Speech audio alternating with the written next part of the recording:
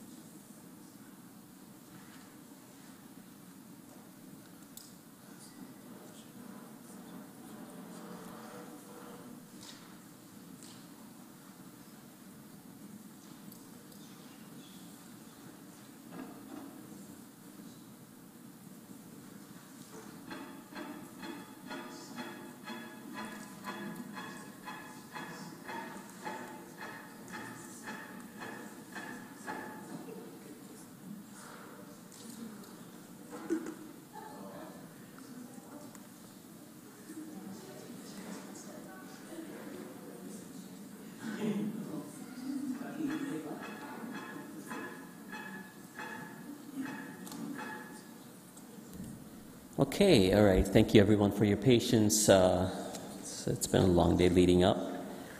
We'll get started on the Planning and Strategic Initiatives Committee for October 30th. This would be for Part 1. If I can take a mover for the consent items. Moved by Councillor Clancy. And all those in favor? Opposed? And that carries. Sorry? Oh. Councillor Chapman? Yeah. Go ahead. Yeah, I just wanted to speak to 4.4. 4.4, okay. I'm guessing you're moving to have this taken out. Yes, please. All those in favor? Opposed? And that carries. Okay, go ahead. 4.4. Yeah, I just wanted to see if we could include, I don't know if it's an amendment or just include something that would say that staff be directed to report back to Council every year with a summary of the environmental improvement projects that are funded under Love My Hood, so that they be separated out, just so that we can celebrate them first of all, but also that we can, just have a sense of how this money is being spent for environmental improvements. Mr. May. Through you, Mr. Chair, every year the Neighbourhood Development Office puts together an update which provides Council with an annual summary of how many grants are given out, how much money is provided. I can certainly ask them to include, as a part of that annual update, which is an email, some content related to the green projects. Okay, because I do think it's important to highlight them. That's all. That's all I wanted to say. Thank you. Okay, so there's more of a comment, and the items have already been voted on, so we'll move on to the delegations. And for that, I would like to remind all delegations of some guidelines for participation. If you conduct yourself in any of the following, it may result in immediate removal of the meeting, interrupting councillor, staff, or other delegations, derogatory statements about councillor, staff, or others, hate speech, or defamatory comments. One last reminder to the delegations, please do not take offensive following your presentation. There are no questions from council. This is Council's time to really listen and reflect upon the opinions and ideas shared with us from our community members. There's really not a big list of delegations. Primarily, I think Mr. Reedman and Mr. Solmano will be presenting together on the Downtown Vision decision. So with that, I will go to you, Mr. Reedman and Mr. Solmano. Franklin, welcome. And Mr. Reed, is there time limit, or are you presenting together like a 5-minute slot each? Our plan is for 5 minutes, but we did not practice in advance. So if we have a couple extra minutes leeway, then that would be appreciated. No problem. That's fine. So thank you, Chair Singh and members of Planning and Strategic Initiatives Committee. We're really pleased to be here today to present the Downtown Kitchener Vision and Guiding Principles. And so as a reminder, this was one of the action items in our 2019 to 2022 strategic plan. Which is really to help guide a cohesive vision for downtown Kitchener. And so I'm really pleased to share about the deep and broad feedback that we've done as we've come to present this vision to Council today. So we brought together a team of diverse individuals from downtown and across our city, and so we worked with our oh my goodness, I'm drawing a blank on the acronym, ERIE. Equity, Anti-Racism, and Indigenous Initiatives Committee to help select a panel that broadly represents our community. And we met for a series of meetings over the last year to really help do deep dives into conversations that included things like public space, housing, business development, climate and environment, arts and culture, and equity. And we went through that series and also reached out to the broader community and bring things back as we develop this vision and guiding principles, which will ultimately help identify current and future actions for our downtown that will be guided by that vision and the principles that we've established here. We also engaged with over thousands of people in our community, and so that included council with 2 touch points as we worked through The planning work that we've done, we've gone out to a bunch of things, including 95 participants working through do-it-yourself exercise for helping to formulate what that vision and guiding principles would be. We had 1,857 participants through 6 community pop-ups and a number of other actions here. And so really that was going back and forth as we refined our vision and guiding principles. And so without further ado, I'm going to pass it over to my co-chair, Franco Salamano, who is going to maybe provide some reflections on his involvement in the working group and then share the vision and principles with council today. Sweet. Perfect. Thanks, Justin. So I'll start just by echoing Justin's words. The process to get to where we are now was really thoughtful and community-oriented and iterative, and the process overall worked. I myself was one of the volunteers that came in to join the working group for the 18 months, and overall the working group feels really good about where we landed. And so without further ado, I'll share that we landed at this exciting vision for downtown Kitchener, which I'll read out loud. The heart of the city that excites, supports, and unites. And in addition to this vision, this overarching vision, the working group decided to develop 3 supporting principles for downtown Kitchener that go hand in hand with the vision and really prop it up, hammering home all of the feedback that we got from the community. And those 3 principles, the first one of those was radiating vibrancy. And so we've got more of a breakdown there on the page in the package that was distributed, and I won't read all of it, but just to highlight a few quick words. This principle really highlights that, the future of downtown Kitchener will be pulsing with positive energy that makes it feel alive. There is diversity and creativity in the programming that's going on, both active and passive through streetscapes. And that overall downtown Kitchener is becoming a desirable destination in itself. It's a feeling. And one of the working group members during one of the consultation sessions put it into words as vibrancy is both the programming and the place or space. So the second downtown Kitchener principle that supports the overall vision statement is cultivating connection. And we heard loud and clear through all of the consultations that downtown Kitchener is a place where connection and relationships can form. And in addition to connections with people, forming connections with spaces helps transform a city into a stronger community too. And so again, to share the words of another community working group member, I love the word connection because it can be social, physical, geographical, historical, or ecological. And so the working group really felt that the broadness of this connection theme could really provide the city with an opportunity to embed connection in any way that the city staff can think of. And finally, the third supporting principle is the principle of belonging. We heard loud and clear again from all the people we spoke with and all of the participants that were volunteering their time and excited about the future of Kitchener, that it was important for everyone to feel seen here in downtown Kitchener. One working group member described it as, it's not just where you want to be, but where you feel accepted and know that it's okay to be there.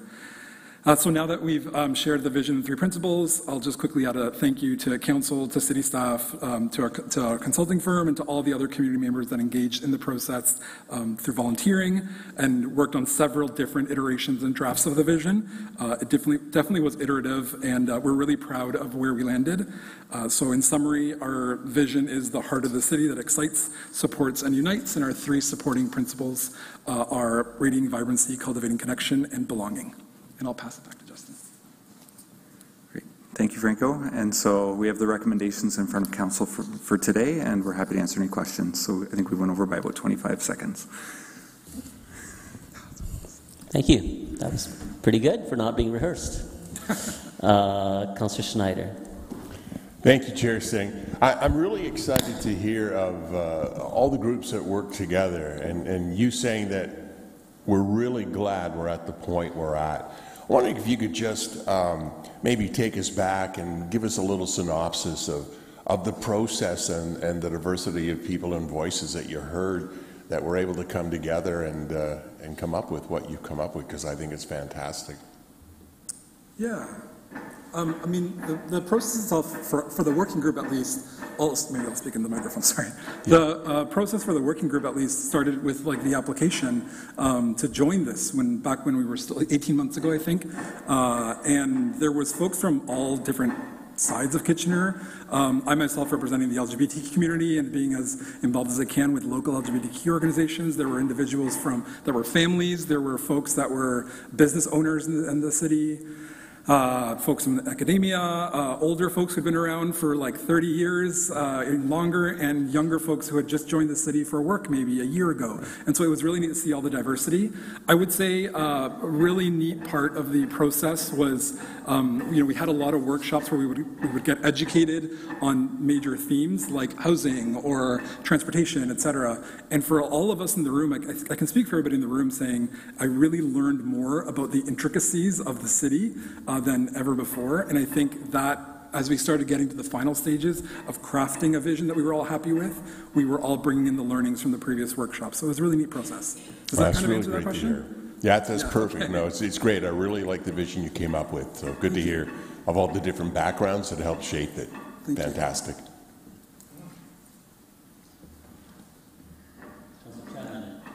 Yeah, thank you, and thank you for this. I just wanted to highlight some of the things that resonate with me from the report that we've received. First of all, I really like the human-centric lens component, the improved access to affordable housing. But I had a question about that one. What do we actually mean by improved access?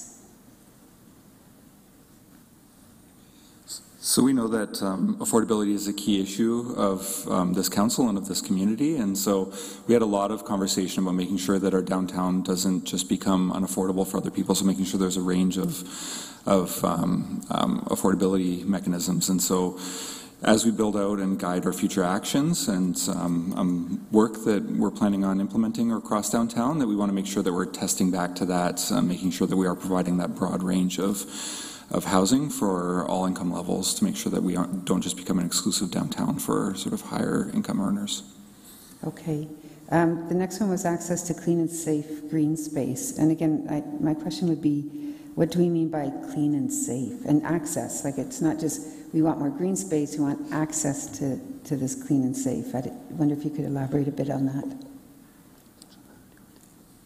I'm happy to start a little bit. I know that a lot of us in the working group are talking from our lived experiences and whether it was here or other cities we've lived in.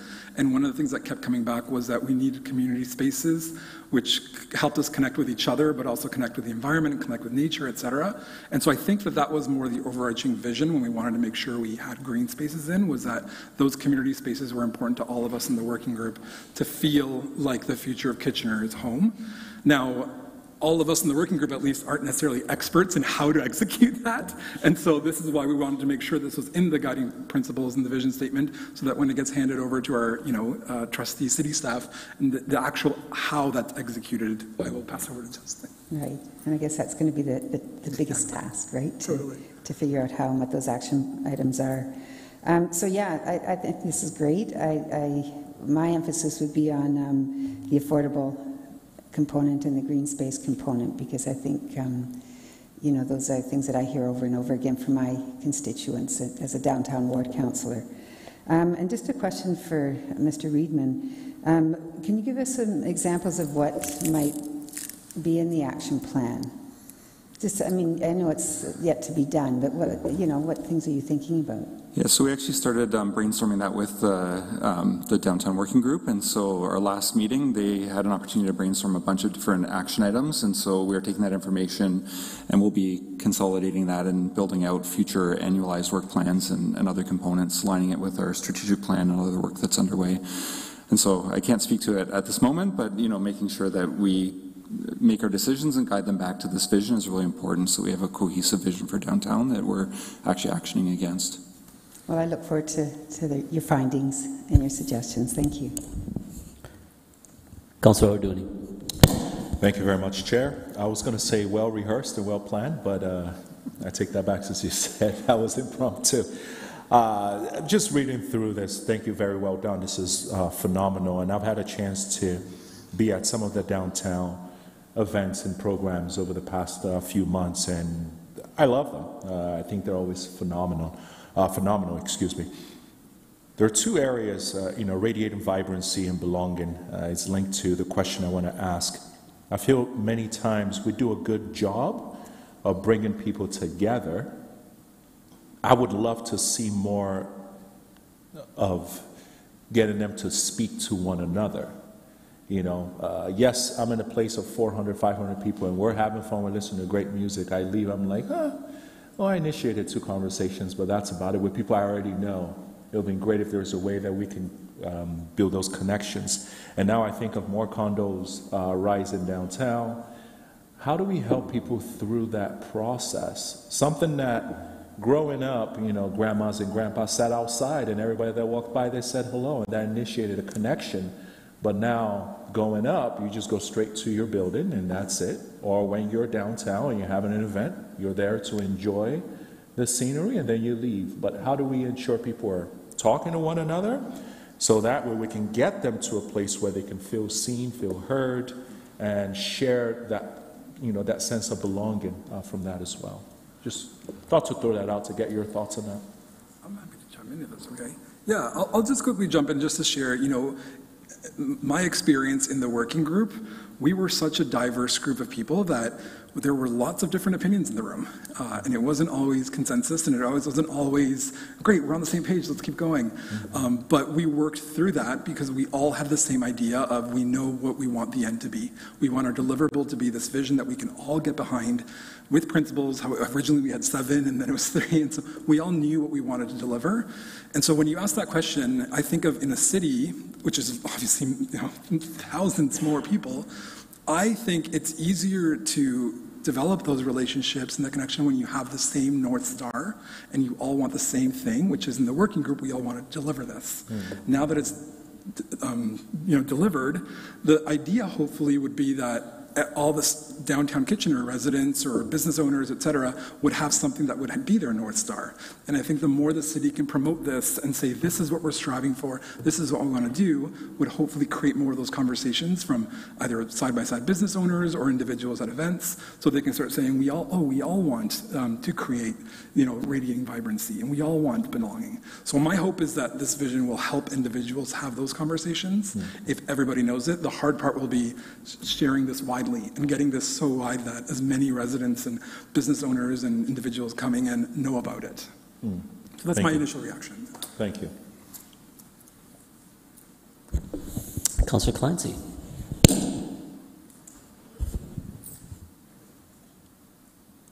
Thank you, Chair Singh. I love this, and I appreciate all the amazing effort. It was not a surface engagement. I notice a real depth, and I appreciate that we're such a group of, that made sure all different stakeholders and communities were represented in the process, so bravo. I guess I'm always concerned about our most vulnerable in our community. With all of our drop-ins kind of closing or shortening their hours, with an increase in homelessness, how do you kind of rectify the hope and rosy, beautiful vision, especially inclusion? That's I think something we are always working to make sure that we're judged on how we care for our most vulnerable. So how do you see these values and our current need to create spaces for folks who are struggling with complex needs? How do we find that middle, or how did you work through that conversation to make sure that that's represented here and is a North Star, like you say, right? Yeah. I don't know if I. Yeah, and so we had a lot of conversations about that, and there was a lot of concern from working group members about making sure that we don't just make this a really vibrant place that, isn't accessible for everybody. And so, we know there's other bodies of work that will tie into this, like our affordable housing strategy and making sure we're getting supportive housing in our community, because that is the best path forward for people that are underhoused in our community. And so, making sure that those supports are there. So, as we build out these other actions and strategies from other things, that we're just cognizant of the language in this vision and guiding principles, and making sure that we're sort of aligning that in the work we do downtown. Great, thank you. Councillor Michaud.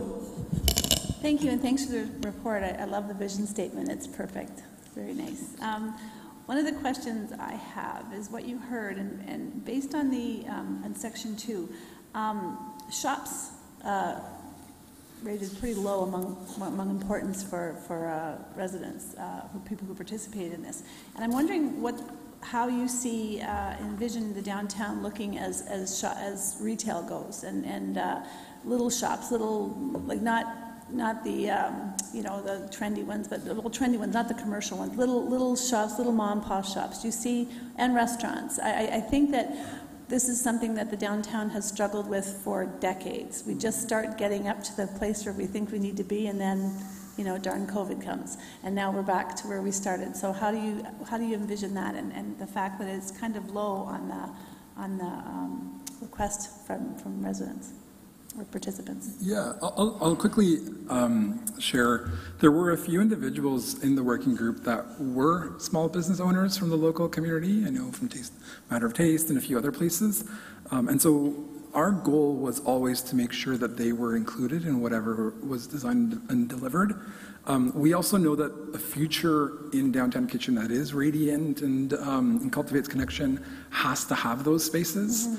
And so we did a lot of talking about how do we create that, how do we put into words that we want to create that bustling sort of community space, not just Monday to Friday during the working days, or not just on evenings and weekends when there's a major festival downtown.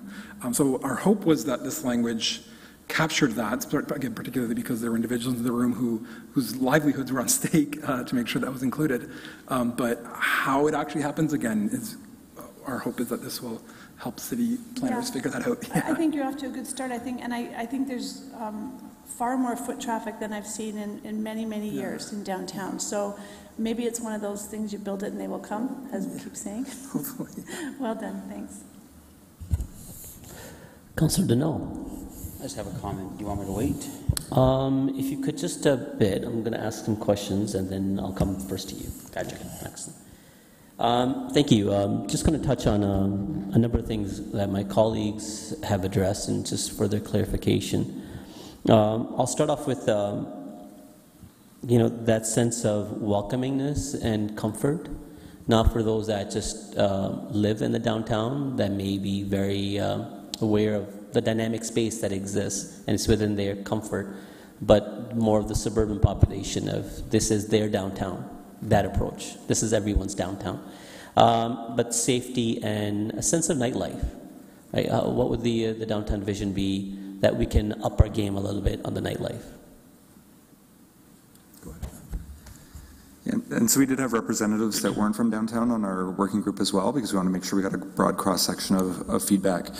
But yeah, that was very much a dialogue that we had, is making sure that it's vibrant, not just when people are working downtown, but even into the evening as well. And all the pictures in our presentation and in the vision document that was handed out are from downtown as well over the last year. And so we are starting to already see some of that trend, and we want to keep making sure we keep actioning that and make sure that we have a vibrant downtown that goes into the nighttime as well.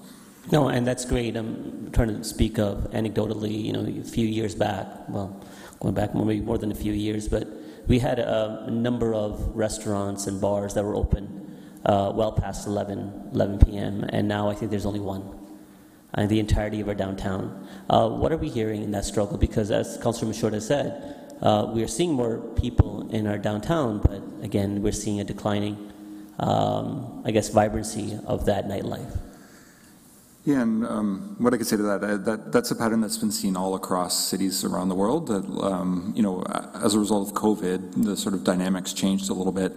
They are starting to come back. So we have a few new restaurants that have opened that are planning to stay later on the Thursday, Friday, Saturday nights. And so we have 2 new tenants in our Charles and Benton Street garage. And great spots. I went to one of them and I've heard good things about the other one. I've been twice, I think, to the taco place. I think I'm speaking in a very selfish question of wanting to see something open later on Mondays as well, not just, especially as our evenings go well past into the night.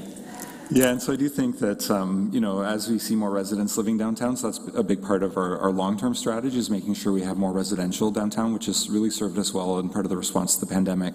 The downtowns that have people living downtown tend to, you know, are doing better now than areas that were more of that central business district model where it was just office workers. And so I do think it will come back over time. And so, you know, that is the plan, to promote that and look for a diversity of businesses that can stay open later. I was hoping to hear that you name at least one restaurant that would be open on Mondays past 11, but I guess we got some work ahead of us.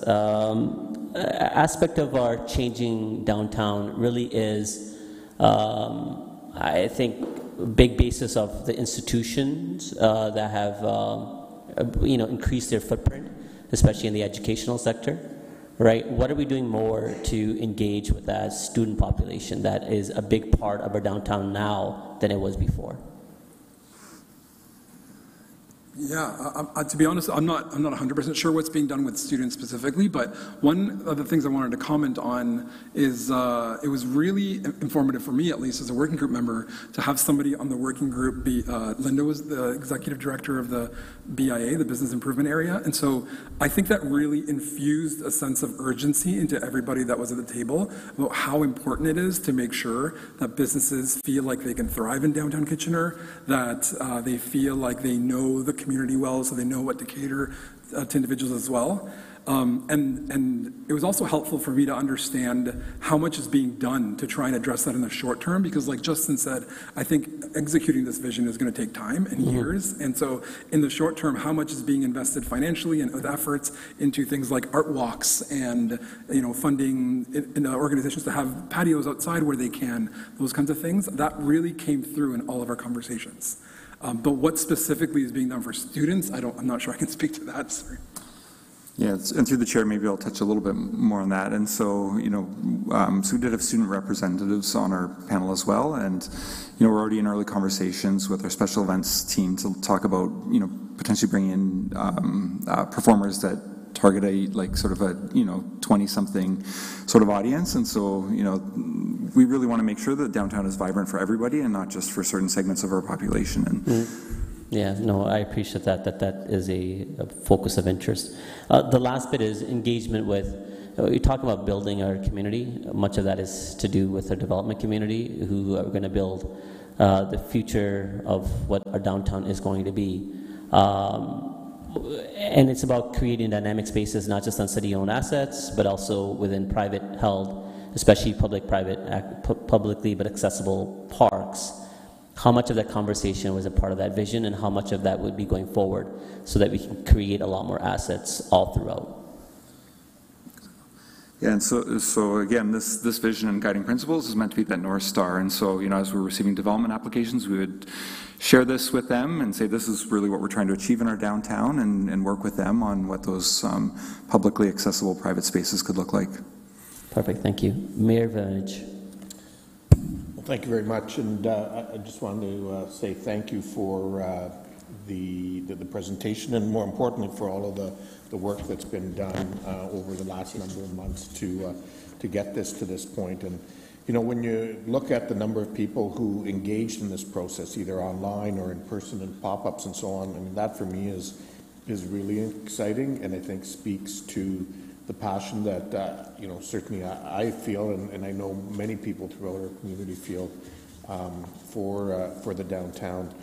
And I think the new vision that you've come up with, as you say, it was a process that took a little bit of work, negotiating, compromise on everyone's part to get to something that reflects everyone's wishes and gives them that North Star that we can all work towards. But I think when we, you know, think about it in the context of the principles that you've identified of radiating vibrancy, cultivating connection, and finally belonging, it certainly, I think, bodes well for us. Now the challenge obviously will be the action plan and how we're going to take that vision and bring it into very real action, both in the shorter and the longer term. So I believe, did somebody move this already? No. Okay, if not, I'll move it then. Okay. Anyone that said before? I didn't write down. No, I'm not seeing anyone complaining, so it's yours. Councillor Deneau, for comments, and for everyone else, you can key in for comments if you want. Thank you, Chair Singh. And Justin, where are you guys going? I have comments. I thought it was comments. No, yeah, you guys can sit down. I just want to say I had coffee with an individual from Waterloo last week, and he had mentioned a couple of the spaces downtown, Volgasang Green and Gaukel Street, and he encouraged the city to do more of that. I think we are on the right path. I think with the visions we have here and what we're looking to do, I think we are in good hands, and I think in the next couple of years, I'm excited as to what we can turn our downtown core into and make it a vibrant place 7 days a week, 12 hours a day. Thank you. Thank you, Councillor Deneau. He really wanted to make those comments with eye contact, I think. So, but I think we do all appreciate what you're saying, and I agree wholeheartedly. I think this is a large undertaking because I think it's not something that there's a solution within the work plan, and once that's done, that the work is complete. It's really a living document. It will evolve, it will morph, it will change. We will have opportunities, we will have struggles that we can't identify right now. So it really needs to have that level of resilience to be able to change with short notice and also capitalize on opportunities in short notice. And for my question regarding engagement with the development community, I think those will be, one of the fundamental things that can set us apart, where we unlock assets within buildings. You know, they have amenity spaces outside of just the public accessible space that they may want to dedicate, that they want to bring online as part of a neighborhood building. So it's not about necessity of sitting in your porch. You don't need to. There can be a lot of collision spaces within our buildings on private land that can be endorsed and supported through our vision. And that only can be done is when we look at these developers, we look at this changing landscape of the community as an asset, as a benefit, not of, oh no, too tall, oh no, too dense, oh no, not in my backyard, but instead of really seeing and pointing out the immediate benefits and long-term benefits that this development and new people coming into our community can continue to provide. And it's about cherishing, and it's about celebrating all those new faces and individuals and personalities that will continue to add new ideas that we can't think of. The other thing I just want to quickly add is I think one of the main successes that anyone can easily see is Gaukel Block. It's perfect. It's nimble. It's it really provides that attraction spot. It's a magnet. I would love to see multiple Gaukel blocks. That can't be the only space for it. Our downtown is large enough, and we need to have these type of spaces through our downtown, and hopefully the vision will address that as well. Okay. With that, and moved by Mayor Vavenovich as an endorsement by committee. All those in favor? Opposed? That carries. And once more, thank you to staff and yourself Franklin, for presenting and your work with the steering committee. I guess this is going to be a recess, and we'll come back to part 2 later. We're going on to special... Huh? One more item? Really? Oh, yes. No, stop it. Oh, okay. What threw me off is it outlines as a public planning matter. Just going to get clarity from the clerk. It would be right now? Okay, all right. Okay, in that case, we're not done yet. So this is to point out that this is a formal public meeting to consider application under the Planning Act.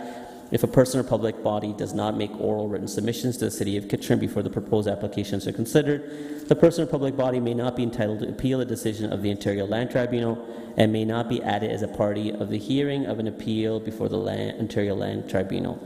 And with that, it would be for 7.1, and that's the official plan amendment for citywide lodging house review.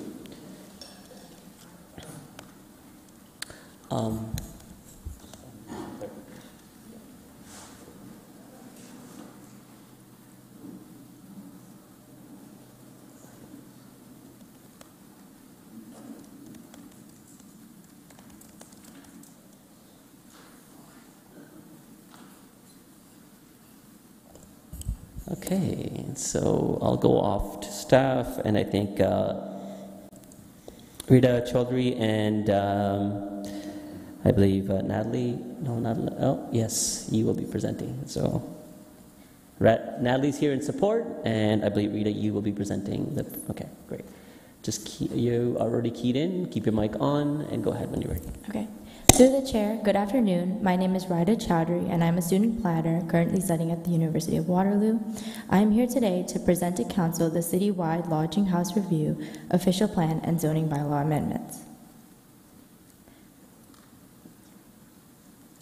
This citywide Lodging House Review report is one of many reports being presented for Council's consideration in 2023 and 2024, which focuses on housing-related studies and initiatives. To date, Council has considered and approved Kitchener's Municipal Housing Pledge, the Missing Middle and Affordable Housing Study, amendments to the official plan and zoning bylaws to implement directions from provincial legislation, and a work plan for Year 2 of the Lived Expertise Working Group. Council has also been provided an update on growing together and inclusionary zoning. This presentation and report recommends amendments to the official plan and zoning bylaws to permit lodging houses across Kitchener as of right where other residential uses are permitted.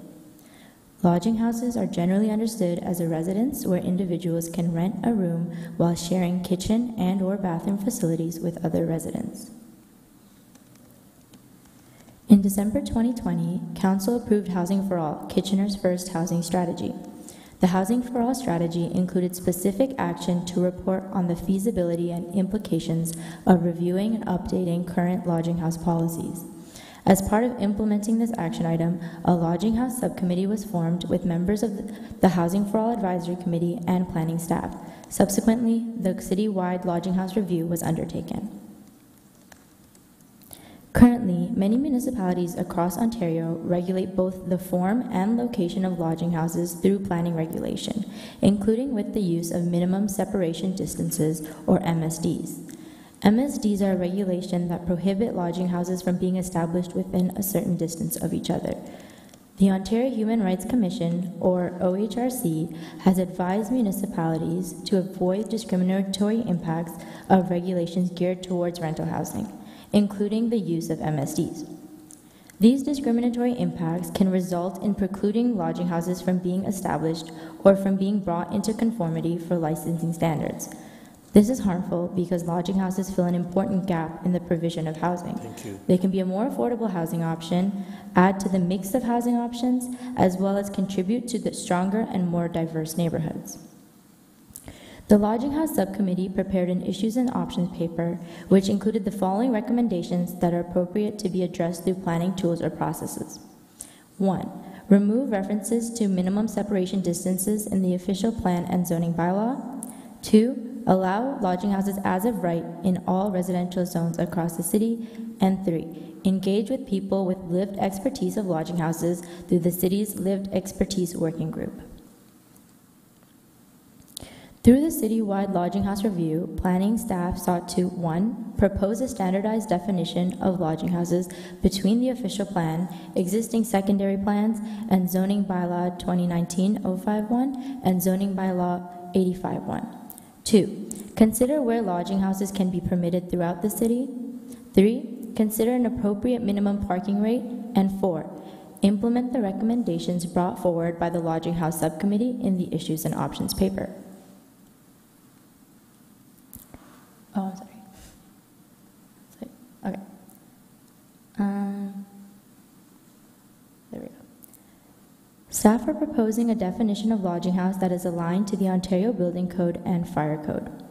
Both codes define a lodging house as a building occupied by more than 4 persons and that does not contain both a bathroom and kitchen facilities for the exclusive use of occupants.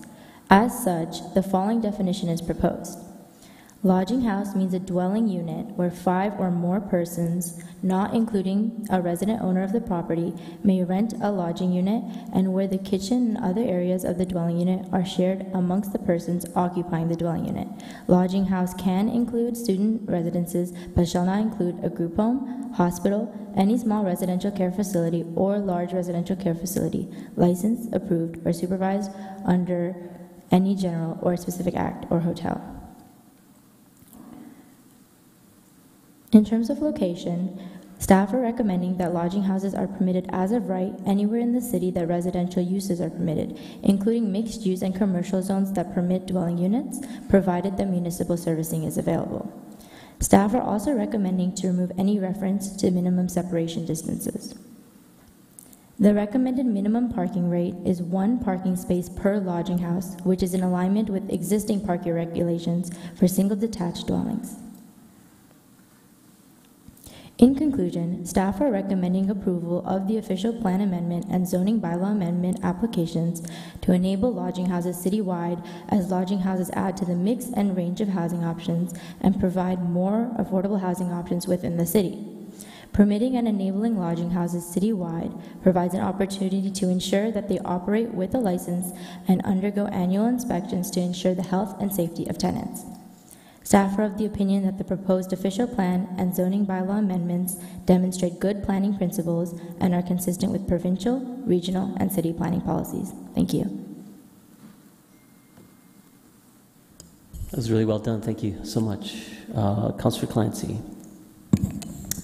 Yeah, I'm grateful that we can move forward with this. I think it's I think our housing issues are death by 1,000 cuts, and this is one of the many remedies that I think we really need. Something that's come up in some discussions in my ward is just how to monitor. I know in the report it was talked about annual monitoring of the lodging homes that are licensed, but how would you intervene if there are some that are struggling to fulfill their responsibilities well? How would that monitoring change if there's some concerns?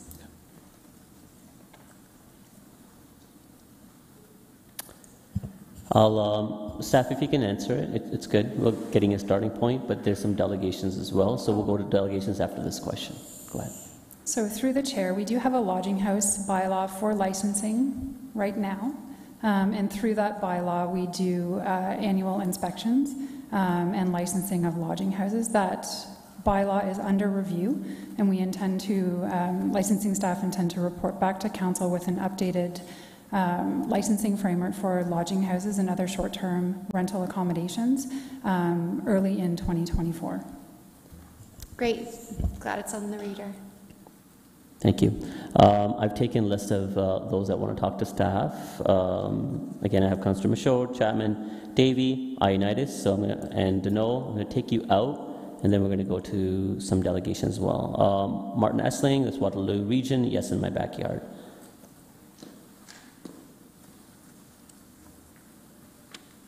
Martin, welcome. Hi, thank you for having me, everyone. You have 5 minutes.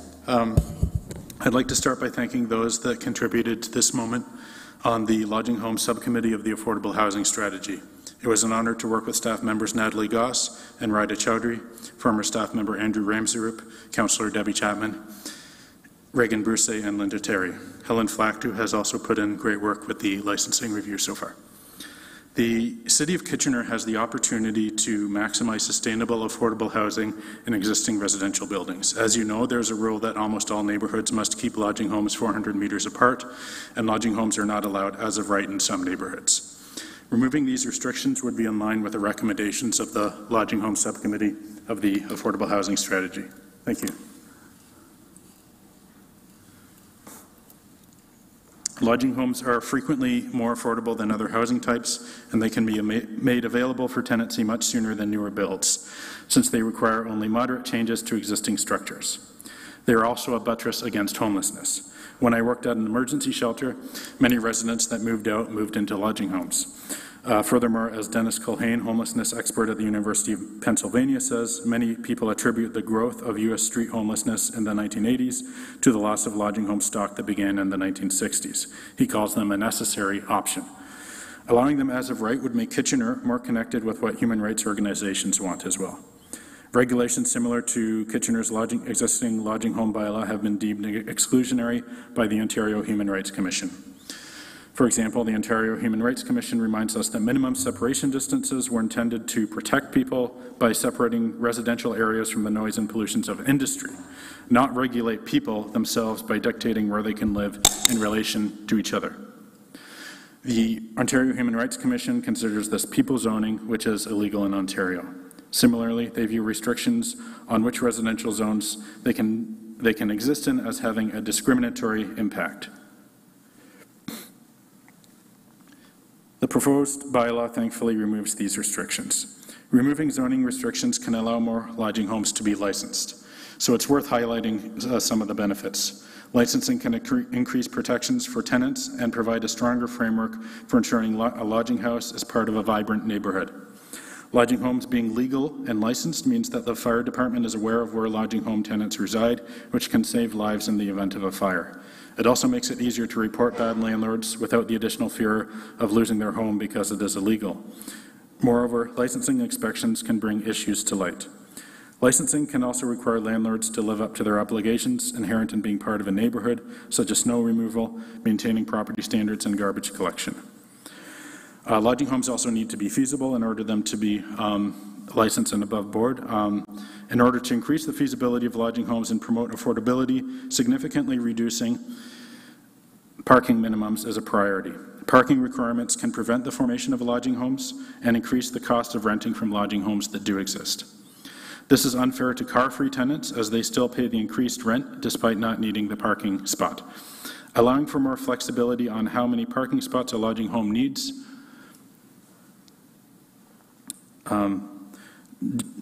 does not necessarily mean that no lodging home operators will provide more than the minimum allowed. It simply allows some to cater more to car-free tenants. Also, high minimum parking requirements for lodging homes are no longer in line with the city's objectives. For example, one objective in the Transportation Master Plan is to motivate the community to be less reliant on cars. Reducing parking minimums provides an incentive to use more sustainable transportation methods if people so choose. In conclusion, allowing for more lodging homes throughout the city can encourage existing ones to become licensed, which provides increased protections to renters. Also, facilitating lodging homes can help prevent homelessness, as this housing type is much more likely to be affordable. You have the opportunity to make Kitchener a more inclusive and affordable city. We hope you make the right choice. Thank you. Thank you, Martin. I have a number of committee members that have questions. Councillor Michaud. Thank you, and thank you, Martin, for your presentation. I'm curious as to what how you feel the advantage to a property owner to license their home, to license a home. So what's the advantage to an owner to have a licensed lodging house? Because it's not mandatory to have license, correct? I guess that was a question for staff later, but.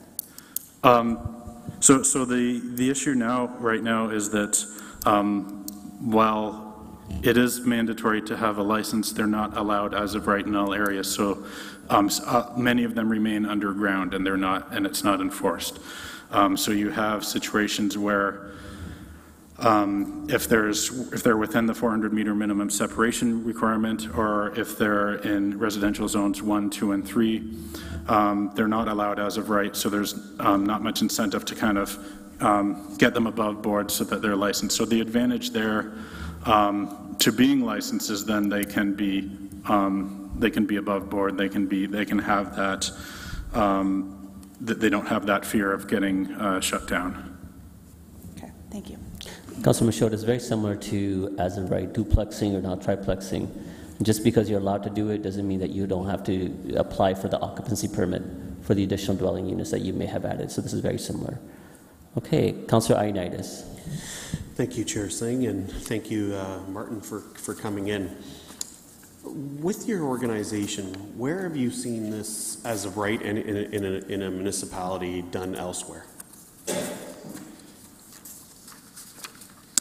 So in Minneapolis, that was one of the lodging homes, or one of the things that were more broadly allowed. City of Toronto recently passed allowances for. It's not going into effect yet, but the City of Toronto did pass allowances for as of right lodging homes citywide as well. Okay. So the question I'm asking is, we're looking at an affordable issue, right? And so one of the things that we're trying here is to have properties that won't be attractive to investors. So in what I see here is if I was an investor, I would buy a house, rent out 5 rooms, charge $800 a month, and it would be that much more money. And I think it would be more difficult. I think this is might be the reverse. But that's why I'm just curious to see. In principle, I don't disagree with this. I want to go this route, but I just have a little bit of concern. So is there do you have any evidence to suggest that my thinking is not logical? I can say that everything that I've read about lodging homes, whether it's the Maytree Foundation report, which we cite in our report, in our own report, as well as a 2017 study of the Parkdale neighborhood in Toronto, a much earlier Canadian Centre for Policy Alternatives report on rooming homes. They all identify lodging homes or rooming homes as a much more affordable housing type. So, for example, the Maytree report looks at, this was in 2020, but they looked at they found rents that ranged between $400 and $700 per month. In Parkdale, it was one of the few places where there hadn't been recent rent increases. But there is a problem of a lot of lodging homes being taken off the market. They might be converted to a duplex or a triplex or just a more unaffordable rental market. So that's something we need to keep an eye on, but lodging homes still are much more affordable compared to other housing types. Okay. All right. I may have some questions of staff. Of course. Councillor Chapman. Yeah, thank you. And thank you, Martin, for reaching out to me way back when we first started talking about this. I really appreciate the knowledge and the research that you've shared with me over this period of time, so thank you. I just had a question to you about, the zoning versus the licensing piece of this. So today we're focusing on the zoning. Do you have any concerns with, while there is a licensing bylaw, but do you have concerns that the renewal or the upgrading or the revision of this current licensing bylaw won't come to us till, I think, early next year? Is that correct? So since the lodging homes are currently licensed, I think that there's it's too bad it's not sooner, but there's still the opportunity to update and potentially improve the licensing regime. But I think it's also a really big deal to have, with the zoning piece here, this, as I said, can allow more lodging homes to be licensed, even if it's, whether it's under the old regime or whether it's later under the new licensing regime, it still can make a substantial difference that they're licensed. Okay. And can you think of any ways that we could ensure affordability? Or, I mean, I think what you said earlier is it will just happen, but are there any things that could be put in place? I think one of the big concerns with lodging homes, as I was saying, is that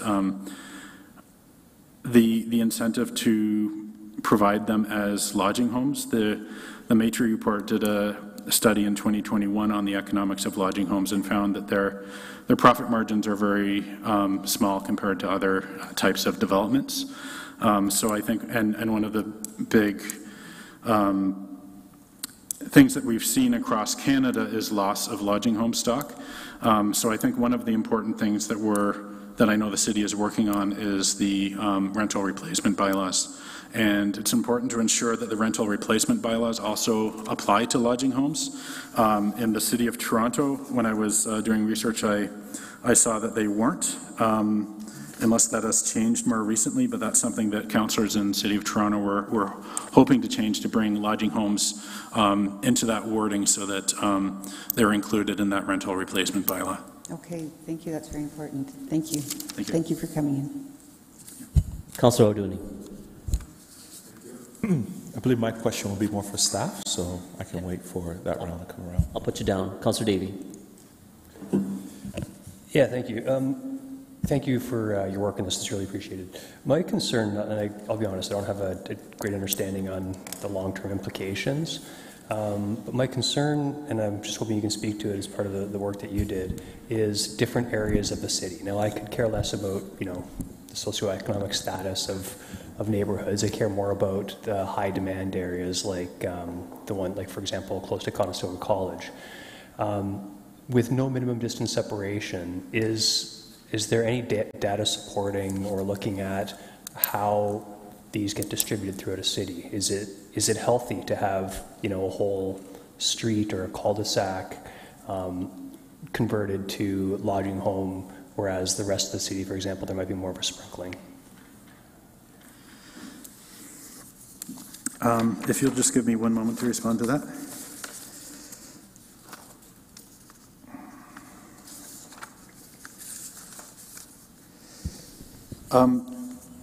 I would go back to just as far as the likelihood of an entire street or cul-de-sac being converted to lodging homes. The trend that we've seen so far across Canada has been a loss of lodging home stock, due in part to the smaller profit margins.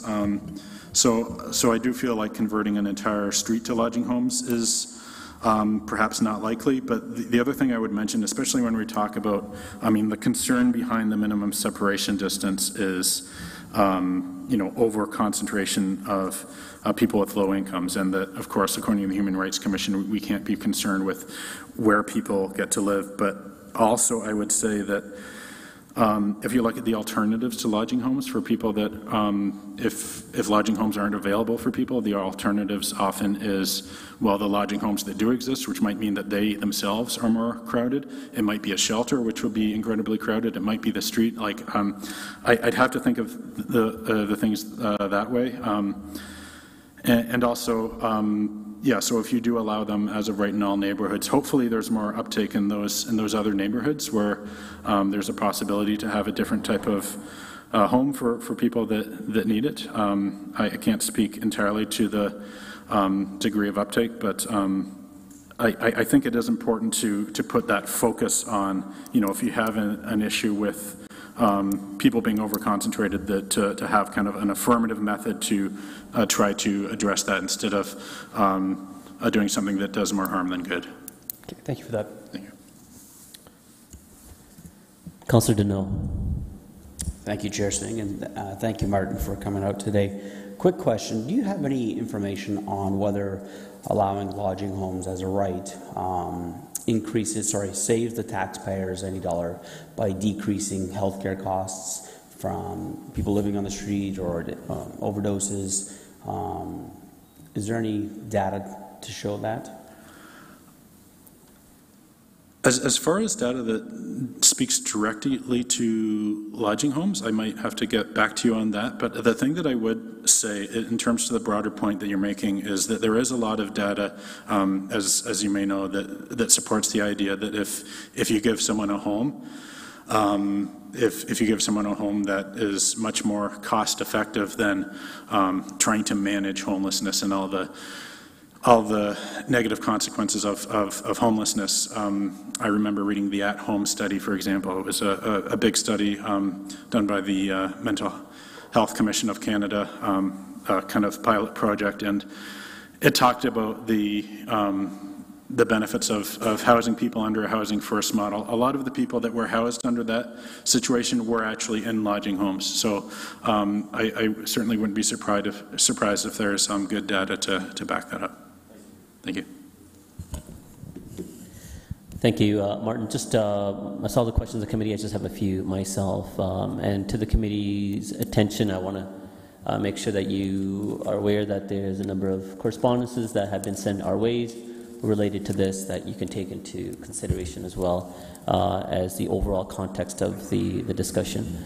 And to you, Martin, just as an assessment for myself, looking back during my time at council, and some may remember more than others, when we looked at backyard chicken bylaw, when we looked at the backyard fire bylaw, every seat in this chamber was filled. In fact, more so that there was more people than what it could accommodate for actual sitting down. And at this point, we have 2 delegations, and you're in support, and I'm assuming the next one is likely in support as well. Do you think this is more of reflective of the fact that our community is moving in the direction of realizing that we need to have some level of flexibility in ensuring that we house all our residents in our city. Well, we did create a petition, and we only went to just kind of the summer festivals, the multicultural festival, the Enough is Enough rally, and the Labor Day picnic, and we had conversations with people about lodging homes, and a lot of people were kind of finishing our sentences for us. So I think there's a lot of support. We had 100 signatures. More broadly, if you want to kind of look at the data that's out there, Sean Simpson at Ipsos went to the LISPOP, Laurie Institute for the Study of Public Opinion and Politics, their forum, and if I could just find this, they found majorities of people understood that we do have a housing shortage, that are, you know, up for more housing in their communities, as it was worded. So I would say that, yeah, there is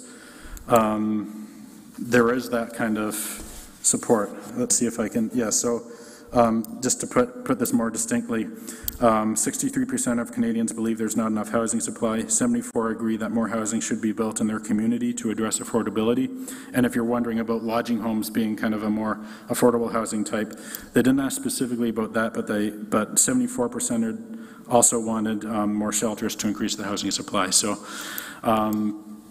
so yeah, I think there is that support out there. Of support. Just one more question, and then I just want to thank you again for coming forward with your perspectives. Is from what Councillor Davey has said, the fact that, you know, some areas may see increased pressure, especially in the Lower Dune, and it's understandable to have that concern to ensure that we have the right amenities and resources to have that level of density. In your perspective and the research that you've done, do those areas already have that level of you know, lodging already taking place, and it's just not, you know, above board on record? It's not to say that it's not happening; it's just happening without being told. Yes, I mean, I don't need to point to my own research. Even just the Lower Dune study itself talked about that, about the number of lodging homes and homes that are not above board, and that's. You know, that leads to overcrowding, that leads to a lot of issues there. If you have them above board, if you have perhaps more lodging homes and other housing types that are available, and if those that are available are above board, then you have them kind of connected with licensing, and that's really important. Excellent. Okay, thank you very much, Martin. Thank you. Next up we have is Nelson Chikwama. Nelson, my apologies, you'll correct me the exact pronunciation of your last name. So welcome. Mr. Chair, it's Chukuma. Chukuma. Yes, excellent, thank you. And you have 5 minutes to make your presentation. Thank you so much. Through the chair, hello members of Planning and Strategic Initiatives Committee. My name is Nelson Chukuma. I am the president of Conestoga Students Incorporated, or CSI for short. CSI is the official student association of Conestoga College and represents over 26,000 who attend Academus in Kitchener. I'm here today to voice support from CSI for the changes regarding lodging houses throughout the city by removing minimum distance separation. As noted in the staff report, minimum distance separation, also called people zoning, prevents multiple lodging houses in the same area, effectively discriminating against potential tenants based on the assumed traits of lodging house tenants. Instead, by allowing lodging houses throughout the city based on unit safety and eligibility, as opposed to distance, the City of Kitchener can help address the ongoing housing crisis in our community while ensuring that these new units are affordable, as lodging housing units are often less expensive to rent, safe, and habitable. One way to ensure the safety of new tenants, in lodging houses or not, is through comprehensive rental licensing programs. Planning and licensing services staff have been working on a report regarding licensing for lodging houses and other shared accommodations, such as short-term rentals. I urge city staff and council to ensure that all rental properties, not just lodging houses, are included in any rental licensing reports and proposed bylaws. Rental licensing can address many concerns of students and the broader community members regarding everything from tenant safety to neighborhood aesthetics. These programs reduce the burden of reporting found in the current complaints-based systems that can pose barriers to particularly precarious students, such as international students. By focusing on landlords, rental licensing can reduce landlord absenteeism and ensure proactive inspections of rental units to ensure no tenant experiences violations of their rights and unit upkeep, such as snow clearing and garbage, is dealt with promptly. Programs with limitations on the types of properties, such as using a lodging housing only licensing program, can create loopholes that often leave many tenants without protection. For example, CSI found in our 2022 year-end survey that more than 2/3 of Conestoga students would be without rental licensing protection under the proposed definition of a lodging house. Therefore, only a comprehensive licensing system which sees all rental units require registration and licensing can ensure tenant safety. CSI is always invested in advocating for students to have access to affordable, diverse, and safe housing options in their communities. We know that safe and affordable lodging housing units are only one tool that the City of Kitchener can use to address the ongoing housing crisis in our community. And as such, we support these bylaw changes in order to allow lodging houses safely throughout the city. And as always, CSI is thankful for the opportunity to speak with you today and thankful to staff for their continued collaboration and engagement with CSI. And I'm happy to answer any questions you may have. Yes, thank you, Nelson. So we have Councillor Schneider. Thank you, Chair Singh. Nelson, thank you so much for coming in. I'm a proud graduate of Conestoga College. I would imagine that this is, as we've heard, very appealing to you. With the illegal boarding houses in Lower Dune, we've heard a lot of horror stories from students and from residences, and I think especially with international students.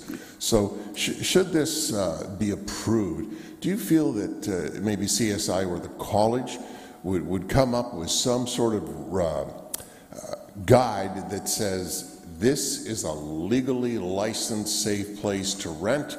Anything else is not, we do not recommend that you rent there. Yes, I can speak specifically for CSI, but the college and CSI have become very good partners over the years. Our advocacy department, our board of directors 3 years ago actually made it a mandate for CSI to have housing initiatives within our advocacy department. And one of the things we do is we advocate, obviously, and propose legislation to council members such as yourself and provincial and federal government, but we are also creating a directory which includes our partnerships with placesforrent.com and a good neighbor guide, which will include all the information about these are affordable options for you, and these are the good landlords that you can go to within this neighborhoods. So it's definitely something that I can take back to my team, and our advocacy department is small but mighty, but they're always happy to get more work, so yeah. Yeah, and I think all of us around the Horseshoe here appreciate the international students and what Conestoga is doing. We want them to have a safe place to live, and so that would be helpful. Thank you. Councillor Michaud. Thank you, and thank you for your presentation. I do echo Councillor Schneider's comments with regards to the students having a safe place to live. I think we've met already. Yes, at the town and gown. I have a question, and this is kind of the double-edged sword here for the direction that we're looking at going. With students, their income is limited. And let's say a lodging house opens up and there's 4 bedrooms in this lodging house, and the landlord's going to rent it for, I don't know, $900, $800 a person, $1,000 a person. The students can't afford $1,000 a month. So what's to stop them from doubling up? Like this is the problem that we've got now in Lower Dune, and I think you know this. Yeah. Licensing or not licensing, but licensing would certainly keep the landlords accountable as far as safety goes. But is this going to hinder your efforts to house students, to make sure that every student is housed? That's a tricky one, to be honest.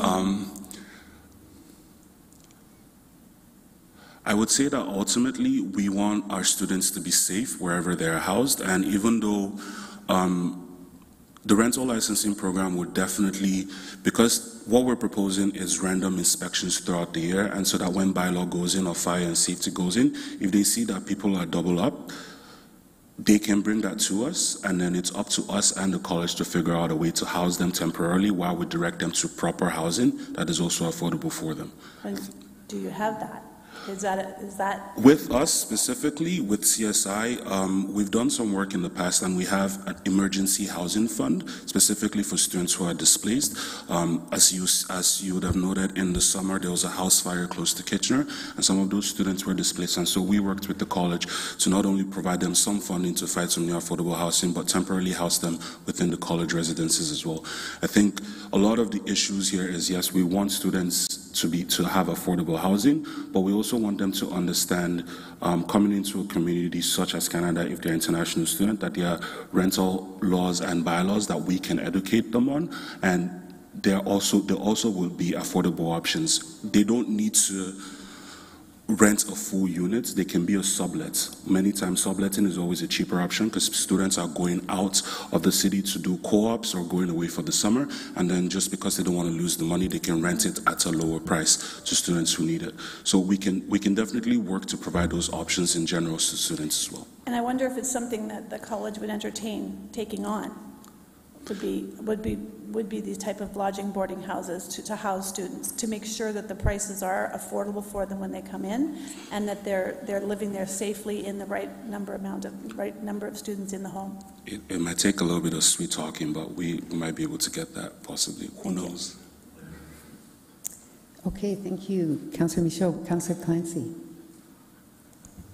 Thank you for coming. I really appreciate the work you do. It's so needed. I'm wondering, one thing that I find when I talk with renters in general, but especially international students who are renting, is that awareness of the rules related to renting. Is there a role that the college and your union can play in supporting students with awareness? Yeah, certainly. The college does host a bunch of seminars prior to approval in Canada to help educate them. We have those programs in place, but ultimately it's up to the students to come to these webinars when we invite them. And CSI, after they land in Canada and come to the college during orientation, we're always advising them of their rights. And like I mentioned earlier, we created something called the Good Neighbor Guide, and that includes information on their rights and responsibilities of being a tenant.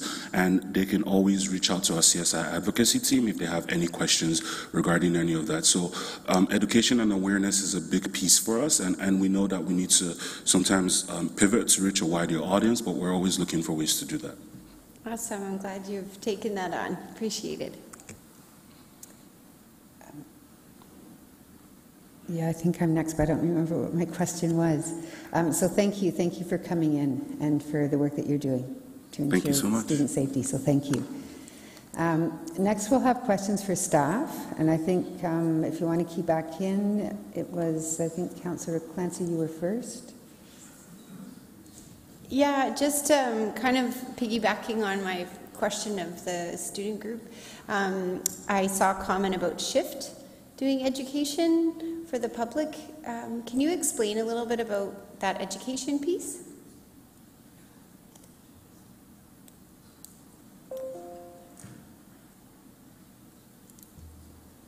Can you get her speaker, her microphone?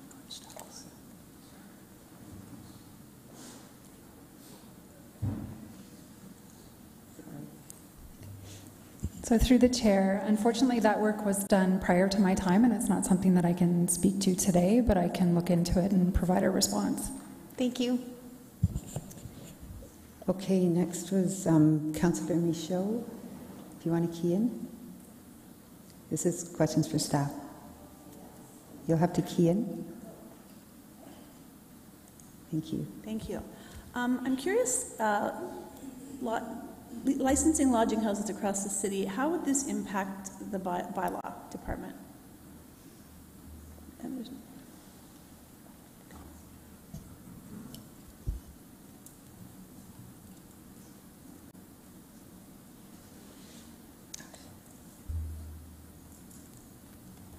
Through the chair. So right now, before the new bylaw, there would be a minimal impact that we believe, because there'll be the continuous program that we have, which we have tied to the property standards team and the fire department, planning and licensing. As the new bylaw comes in, we would have to look at a new framework for the impacts on staffing as the program may expand. Thank you. Next we have Councillor Snyder. Thank you, Chair Chapman. Similar to the question I asked the delegation from Conestoga College, will we have any way of showing possible renters the difference between a licensed lodging house and an unlicensed one?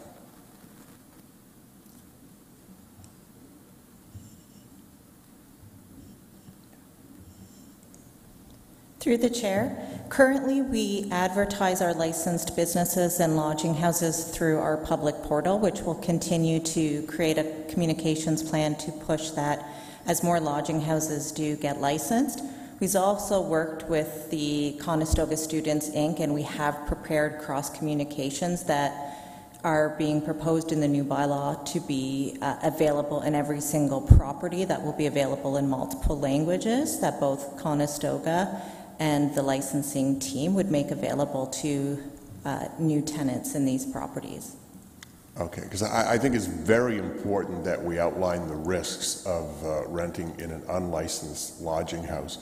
The other thing that I hope to get information on is, and it's a what if, I almost hate to bring it up, but should there be a tenant who maybe isn't kind to other tenants, is there any way of dealing with that kind of situation?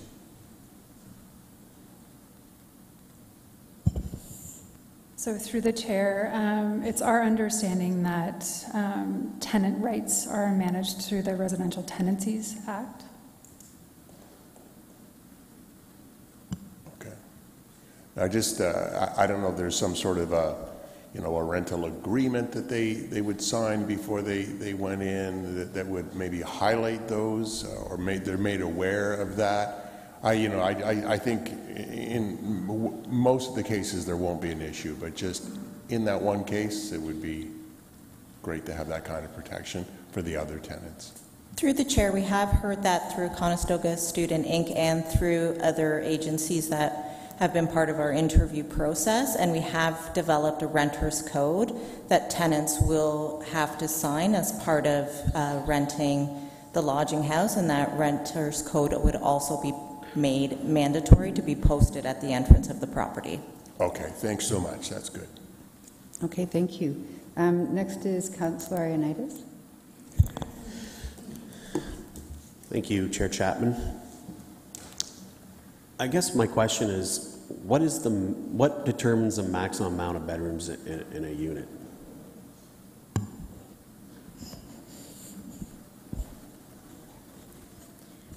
Through the chair, zoning doesn't establish a maximum size or number of lodging units that are permitted for lodging houses, but the building code and fire code will have rules to ensure that rooms are adequately sized and ensure safe means of exit. Thank you. So I guess the building code, in the sense, if I look at a traditional home, you could literally put in 10 rooms in a house. So through the chair, we would have to defer to what the Ontario Building Code rules are for lodging houses and the requirements for adequate room sizes. So there are minimum room sizes in the Ontario Building Code.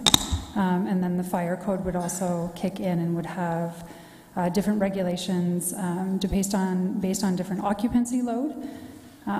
So they define lodging houses as more than 4 people.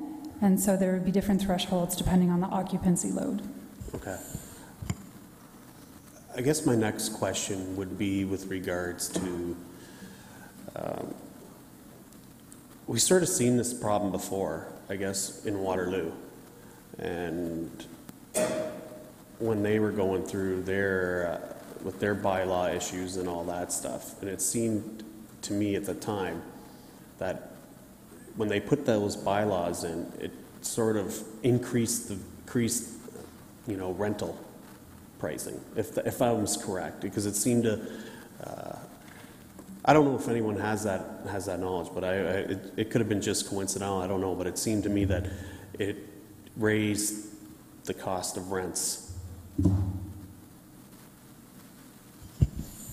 So through the chair, what I can say is that in the city of Waterloo, they don't define a lodging house as a separate use. They have a licensing framework for all rental accommodations. Okay. I don't know, Mr. Chair, when the time comes, when it's appropriate, I think I would want a deferral on this one. So I think we still need to do a little more thinking in this, or if not, a pilot. Okay, I think there's another staff that wants to speak. I only see staff 6, so, okay.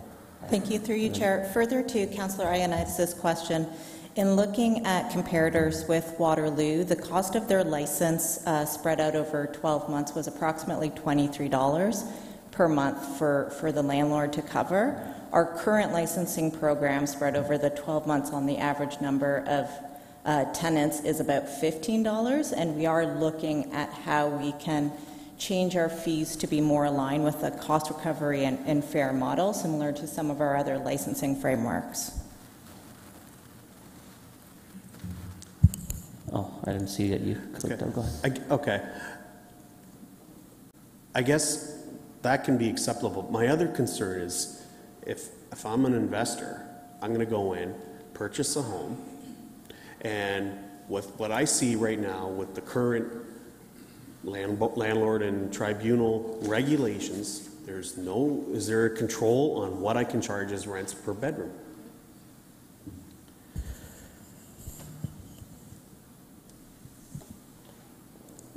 Go ahead.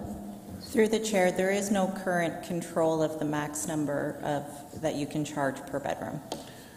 So that's the part that really concerns me, because for me, knowing what's out there right now, that there is no supply, I would just in theory go buy a home, put in 7 bedrooms, charge $1,000 a room, and artificially that would be totally inflating the price of homes and counterintuitive to what I feel is the direction that we're going.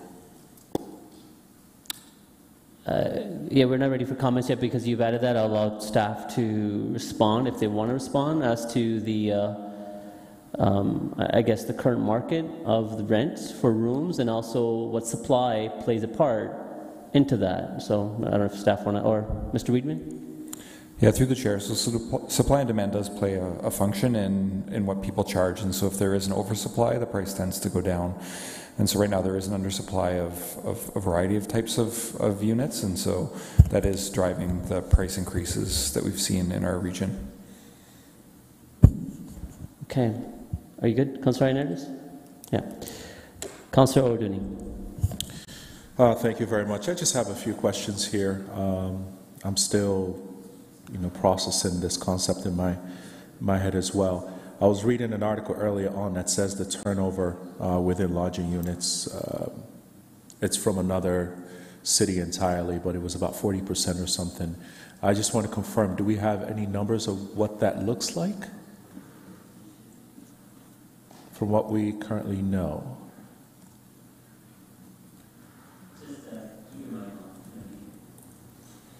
Through the chair, we don't have a percentage. However, anecdotally, because we have such a small number currently licensed, we know that the majority of them have long-term tenants, and some have more turnover, but for various reasons, which Martin also alluded to. There are some people that are only here for 4 months and are looking for more affordable rents. So I would say the majority of our current lodging houses, though, are the permanent residents.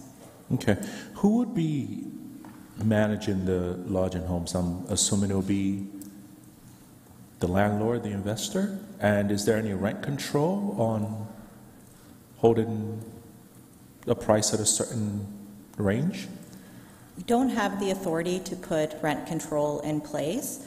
The proposed bylaw and the current bylaw does have a local contact that is required to be available that can go to the property within an hour to 3 hours to deal with any immediate or emergency issues. So both the property owner and that local contact need to be available.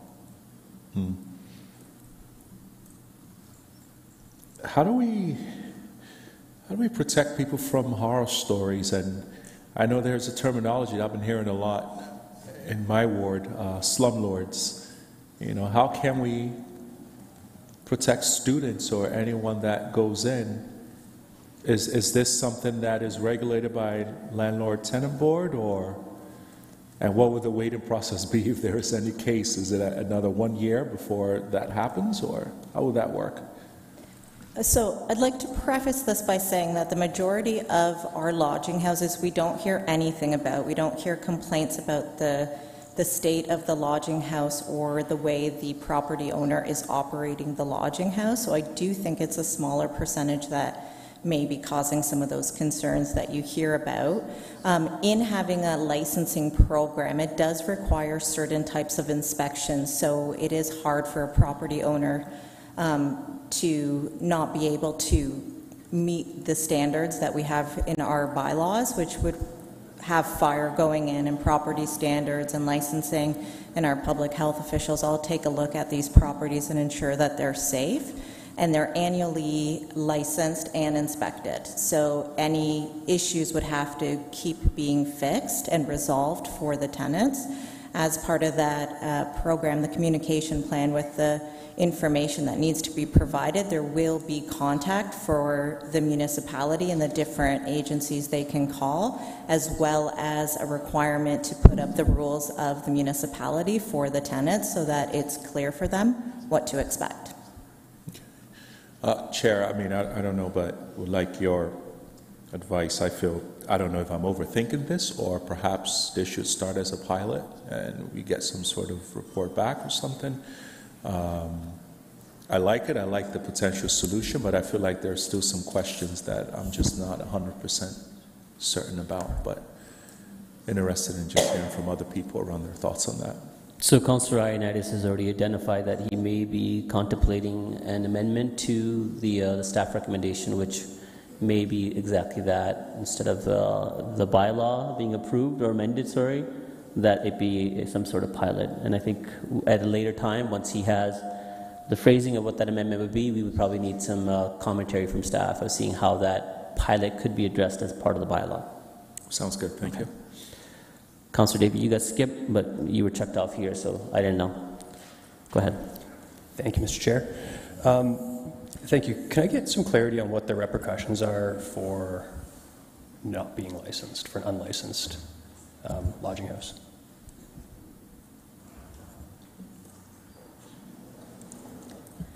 Through the chair. So our first action is always education. So we try and get the landlord to come into compliance and obtain a license.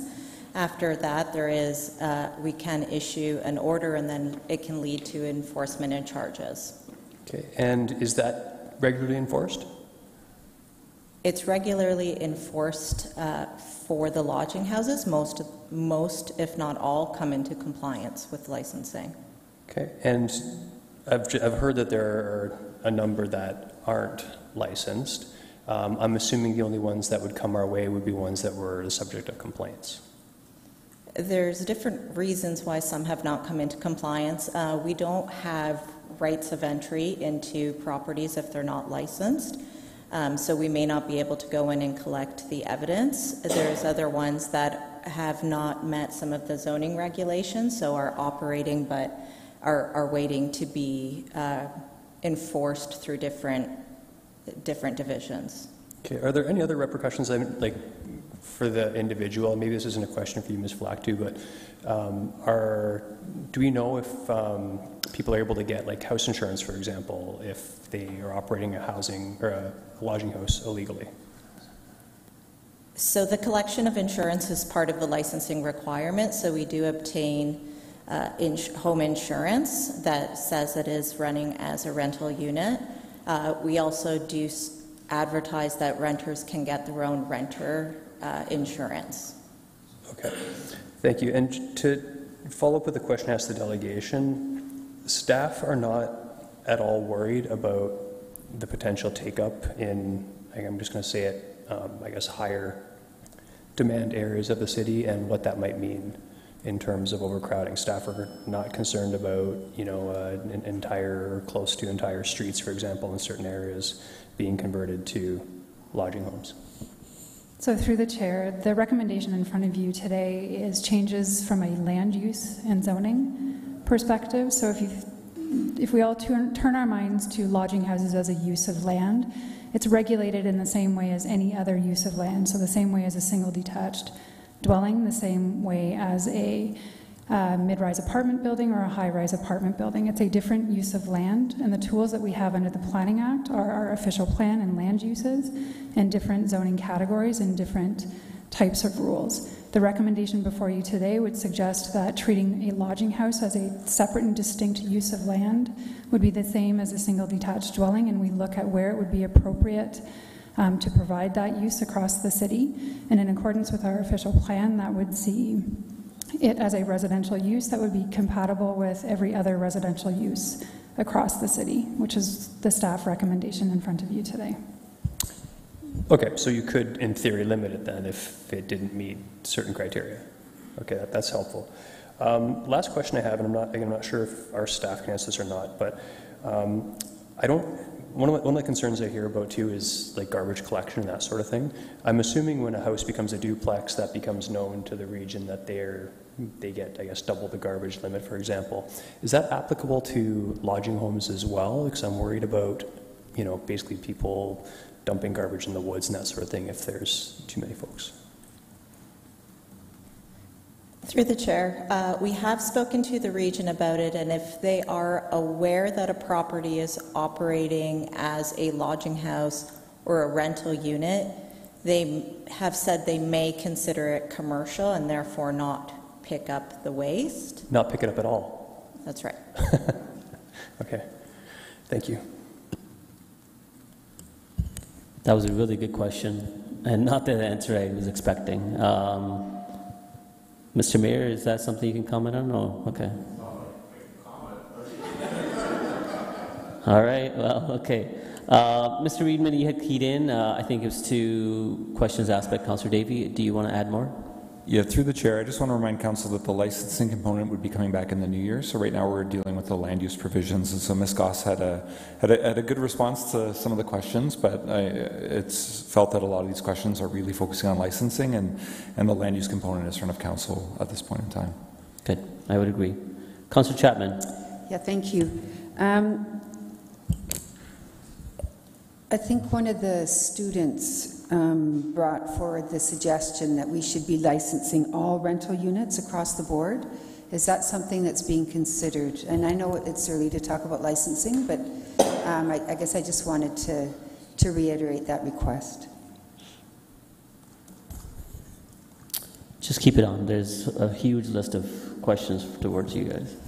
Through the chair, at this time, a full residential rental bylaw is not being considered. And it won't be in the new year? Like through your licensing renewal process, it's not part of any of that? We're not looking at extending it to all types of rentals. Okay. My other question is, and maybe this is not something that's possible, but when we talk about affordability, is there any appetite to work with the region to maybe ensure that some of these might be rent geared to income or subsidized units so that it would, you know, allow us to ensure that affordability is met? So through the chair, we are working with the region on a number of housing matters and can definitely raise that with them as appropriate through their housing portfolio. Okay, great, thank you. I'll have comments later. Councillor Johnston. Yes, thank you, Chair. And Councillor Davey, you asked many of the questions that I was going to ask, and one that I was not. But I guess as a follow-up, are there carrots that we can offer to potential landlords to license? Is there anything at all that we can be doing to encourage, as opposed to come at them later? Mr. Eden, if you want to... Oh, I'm pressing it, but it's not going on. Okay. If you want to answer that, but also talk about the current bylaw. Yeah, through the chair. So one of the disincentives to license actually is the fact that there's a distance provision, and so people will operate lodging houses illegally when they know that they're not in compliance with the rules that we've set in place, which actually don't align with provincial rules and human rights approach. And so that is one of the challenges. But again, we're veering into the licensing discussion versus the actual land use discussion today. So I appreciate that, but we've already gone down there a little bit, so I just wanted to follow up on that. I have a follow-up question to a question that Councillor Michaud asked earlier in terms of will we have enough bylaw staff? I'm wondering about fire staff as well for doing these inspections. Through the chair, so we will work as part of the development of the bylaw, working with the different areas, including fire prevention services and bylaw, to ensure that we have enough staff for the program as proposed. Okay, thank you. I'm just, I think we need to be conscious of that as we go into our budget, piece as well. Thanks. I would agree, and because you raised it, I'll ask for clarification. Could staff now also work with ensuring that the homeowner provides a fire safety inspection certificate, which could be done from a private partner, but doesn't place the burden on our prevention team? I can definitely bring that up with our fire prevention team in our discussions. Right. But that would be ultimately of what the licensing requirements would be that would come in December. We're looking at early 2024, but yes, it'll be part of that. Yeah. Okay, thank you. Okay, Mayor Voinovich. Thanks very much, and thanks to staff for bringing this forward. A lot of good questions being asked. On the issue of enforcement, is the thinking that we would, normally we act on complaint, is the thinking that we would actually take a proactive approach on this and handle bylaw issues that way, i.e., including random inspections and so on? Through the chair, we would take both approaches, but our initial approach would be the proactive approach, working with some of the different agencies and doing door knocker programs and such to get the message out about the new licensing program when it does come into effect.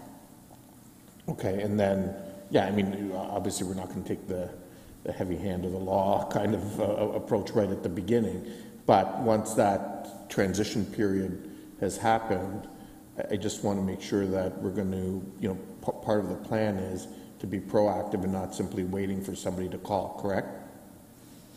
That's correct. We will take a proactive approach with it. We have started collecting analytics on properties that we know are operating as such, and we would take a proactive approach with those. Okay, on the issue of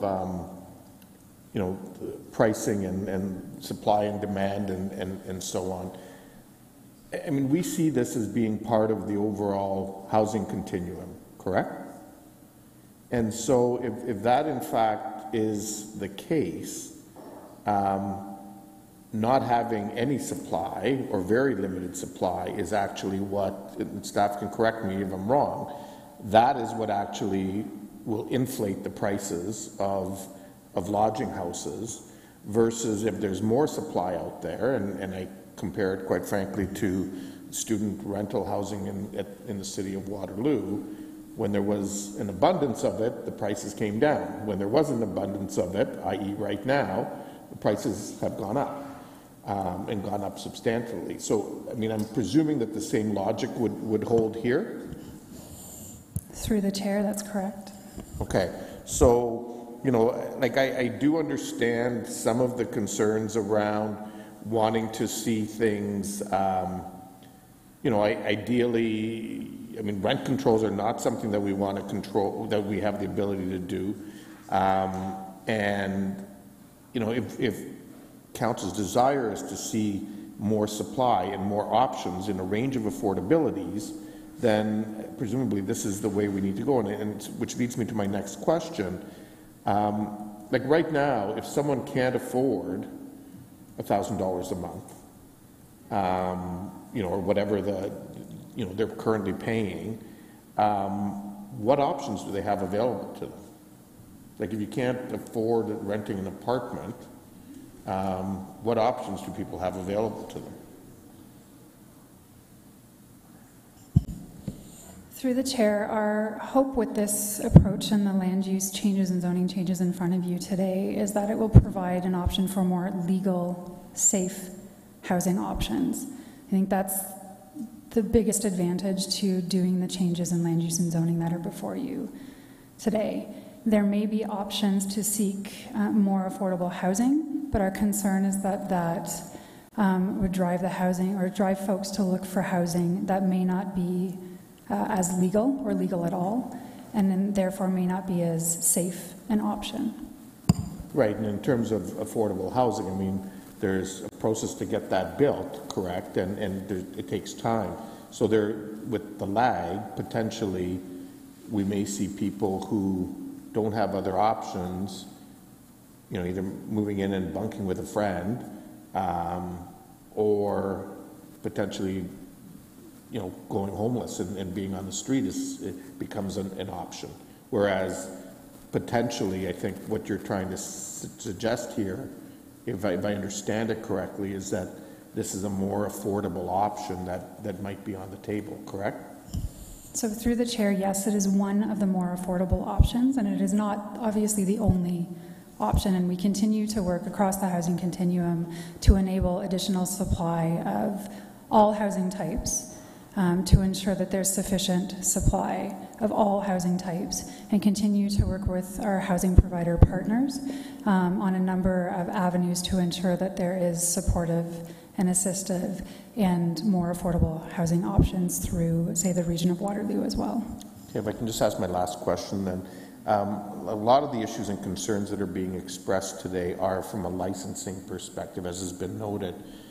Is there a reason, if for example, we're looking to at potentially a pilot or looking at deferring this to get some additional work done, is there a reason why the two pieces can't come back together so that we're actually looking at the licensing regimen and the zoning approval at the same time? So through the chair, we have been working in parallel with licensing services and the planning division throughout this process. We are satisfied that the zoning and land use changes in front of you today are consistent with the direction that we're proceeding in from a licensing perspective. I would suggest that the land use and zoning changes do need to happen either first or concurrently. We have a licensing framework in place today. The biggest drawback or the challenge is that they can't get a zoning clearance because lodging houses are so restrictive in Kitchener today. Our recommendation on the floor is to enable lodging houses citywide as much as we possibly can, so that when we, in a few short months, update our licensing, lodging house licensing bylaw, that the zoning changes are already in place. And keep in mind that the land use changes still need to be approved by the region of Waterloo once Kitchener Council has considered them. And then there is an appeal period after that. By the time we run through this entire approvals process, we should continue to be in line with the licensing bylaw updates. Okay, I guess my only, I mean, we have this, it's going to be a couple weeks before this comes back, or I guess no, just 1 week. I have to do some more thinking on that, but I'm hearing, at least notionally, that there are some issues and concerns, and maybe that concurrent approach might need to be the way we go in order to move this forward, but we'll see where the discussion goes.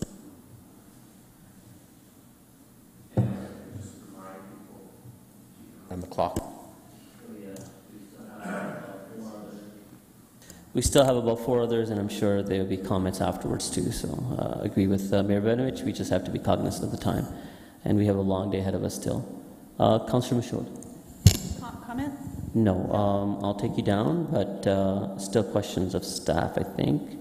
Councillor Ioannidis, comments or question of staff?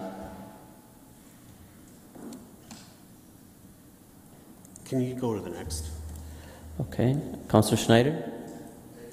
Questions of staff or comments? Okay, go ahead. Go ahead. Further to Councillor Davies' questions, that we're not able to enter a premises for proof of compliance, but should we get a complaint from a resident inside a unit, could we ask that they provide proof of compliance? Through the chair, if we get a complaint from a tenant, they can give us authorization to enter into the property to observe the complaint, and then we would work with the property owner to get that into compliance. So if it's a tenant, we're able to enter? If it is a tenant that resides there, yes. Okay, that's good to know, because safety for the residents is imperative for me. Thank you. Yes, primarily complaint basis. So it's just that if there may be an indication, there may be a lodging house, staff can't unilaterally go into the premises, but if the complaint is coming from inside the residence, yes, they have full authority to go in. That's correct. That's my understanding. All right, coming back to comments, if you want to key. Oh, you still do. Then key in, please. Oh, you already are. Go on. Thanks, Chair Singh. I guess my question would be relating to, just last week, we decided to open up the zoning to 4 units as of right. And to me, that's the more logical way approach rather than going towards the lodging home approach. And so I'm just trying to figure out how, because to me, if we're going to do that, I would rather go and say, hey, as of right, let's build apartment buildings in every unit, and that way at least we avoid all the issues that we're going to deal with. And so that's the angle where I'm coming from. Mr. Reedman, do you want to answer that? Yeah, through the chair, and so perhaps a deferral to the council meeting on this would be helpful, and we could get some legal advice, because there is a legal aspect to this as well. Yeah, I was thinking of that myself. I'll put the deferral for next week, because I think there's a lot more questions than answers here. So deferral does take precedence, but Councillor Donnell was in queue, so I'll let him ask questions, so that will help to inform in case whatever concerns he may have as part of the deferral. Thank you, Chair. And actually, my question is a moot point now.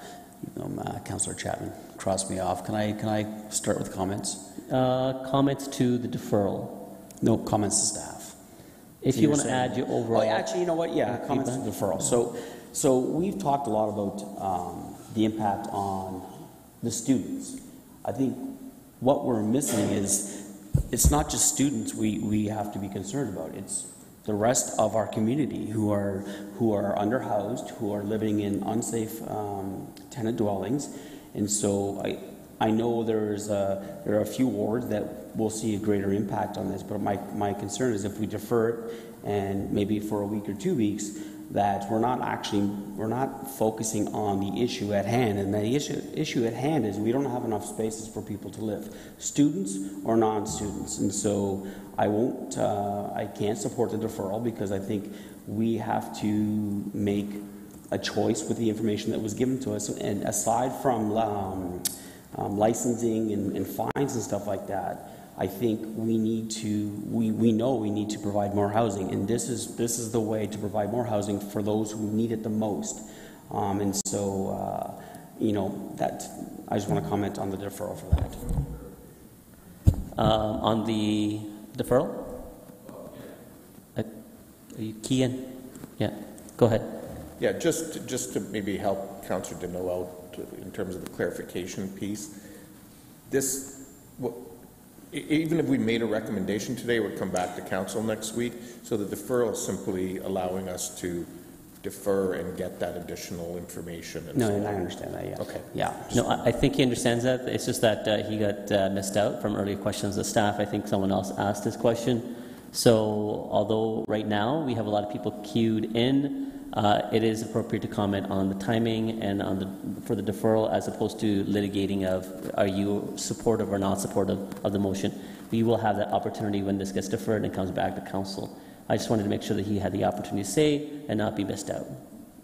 So I still have Councillor Davey and Councillor Chapman on the timing. Yeah, not in timing, but on the deferral. So one of the things I think we really need a clear answer coming back is with respect to the region's intention with when it comes to garbage collection. I think that we need to know the answer to that question before we can proceed, because it just opens a whole new can of worms and potentially makes one of the more affordable options even more affordable, because you would have to get private garbage. Thank you. Absolutely. Currently, I think triplex isn't considered a commercial, but a lodging house would be. It makes no sense. I agree. And we keep on looking at the mayor to get answers on us on that one. So, Councillor Chapman, on the timing. On the timing. Yeah, I just wanted to confirm that we're only talking a deferral till the next council meeting. That is correct. Okay. Good. So we have a deferral motion to the upcoming council meeting, at which point we'll hopefully have some more answers from staff, and then at that point, perhaps there could be other amendments or deferrals leading from there. All those in favor on the deferral? Opposed? And that carries. Thank you. I think that's the last one.